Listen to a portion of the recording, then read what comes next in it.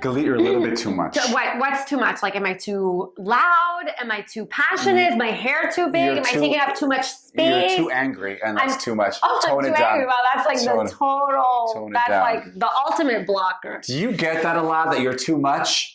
If so, today we are going to actually break that down and understand why that happens and how to work with that. Yes, let's do it. Hi, my name is Dr. Assael Romanelli. I'm Galit Romanelli. And this is the Potential State. And today we're going to talk about You're too much. Tone it down. Especially for women. Yes. So why do women get this all the time? Women get this all the time if you're too athletic, loud, tall, big, passionate, extroverted, athletic, loud, smart, knowledgeable. You will be getting the label, you're too much. And why? Why do women get this all the time?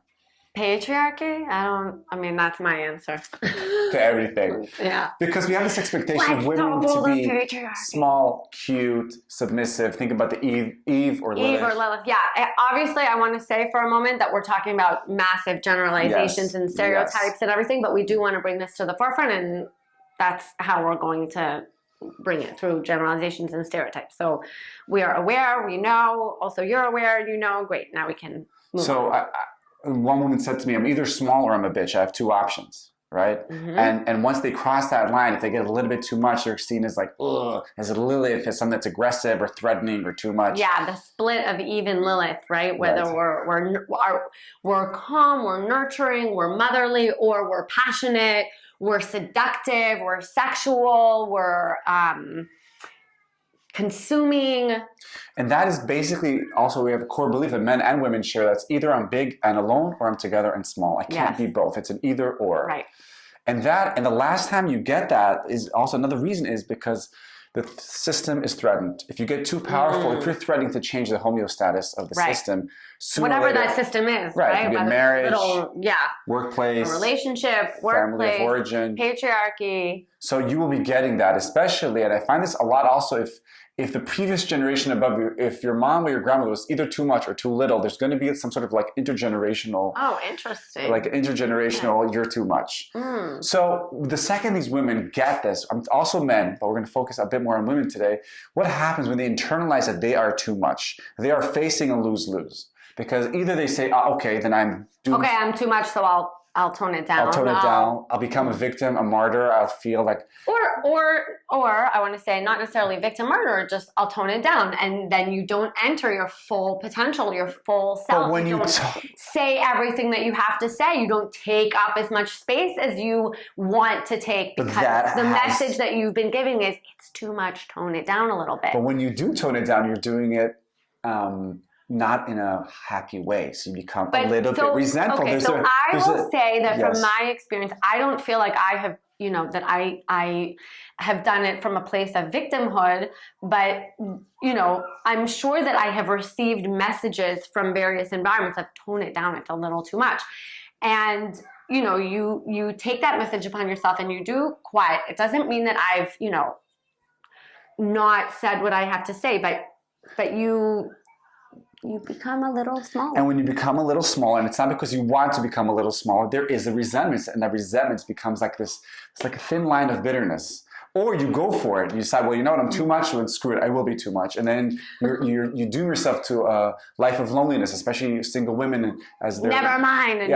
And you go for it, and who cares? I don't care what people say anyways, and relationships are overrated, and I just want to express I don't need anybody. Exactly. So it's kind of, they go into these two paths. For men... We're talking about the extremes. Exactly. Everything. We're talking about these extreme moments. Yes. And then also for men, either they'll go to the grandiose, well, screw it, then I will be too much. And I will be the biggest person in this room. And then I will be alone. I will show everybody that I know everything. I will not ask any questions. I will not do collaborations. I will not, that kind of thing.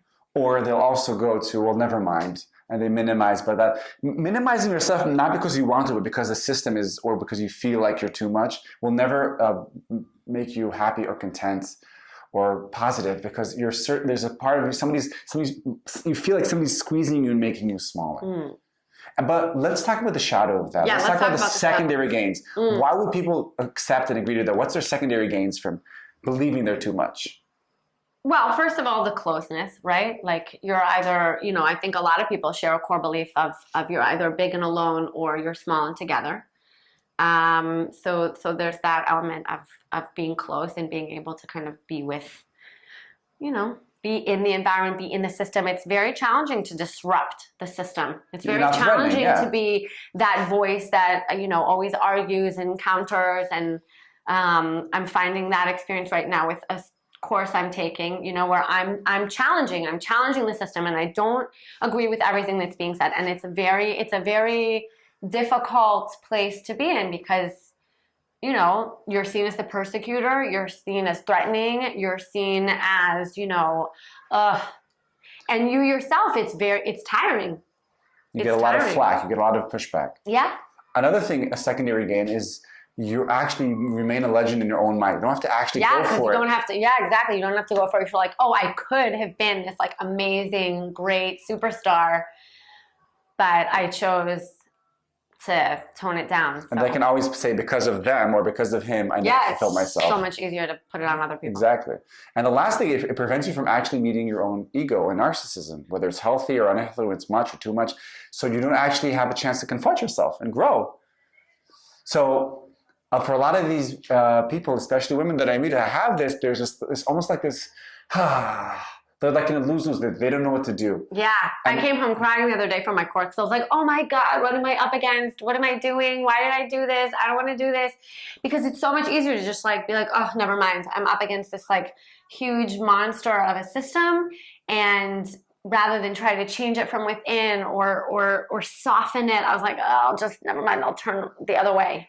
Or the other version, which I see a lot in the clinic, will be single women who are very successful, very charismatic in their mid to late 30s, and they've kind of given up on the hope that they'll even find someone. There's just kind of this sadness. Because success is too threatening, never mind, forget it. I'm big, so I'm going to be alone. And then they have this core belief that I will never find someone who will celebrate me. I will never find a partner. And they're almost just like, they just like surrender to that. Yeah, and there's like a kind of like...